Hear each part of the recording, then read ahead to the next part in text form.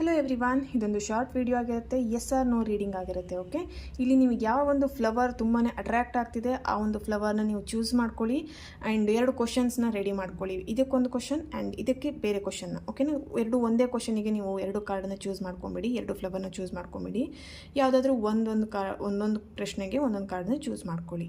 ಓಕೆನಾ, ನಿಮ್ಮ ಫಸ್ಟ್ ಈ ಒಂದು ಯಾರು ರೋಸ್ನ ಚೂಸ್ ಮಾಡ್ಕೊಂಡಿದ್ದೀರಾ, ನಿಮ್ಮ ಒಂದು ಪ್ರಶ್ನೆಗೆ ಇಲ್ಲಿ ಏನು ಆನ್ಸರ್ ಬರ್ತಿದೆ, the star card, nice card.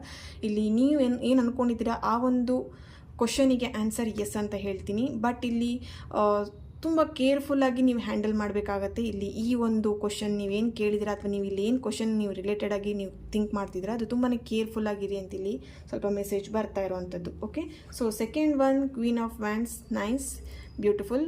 ಇದು ಕೂಡ ಆನ್ಸರ್ ಎಸ್ ಅಂತಲೇ ಬಂದಿದೆ. ದೆನ್ ಈ ಒಂದು 2 ಕ್ವಶನ್ಸಿಗೆ ನಿಮಗೆ ಆನ್ಸರ್ ಎಸ್ ಅಂತ ಹೇಳಿ ಬಂದಿದೆ. Thank you.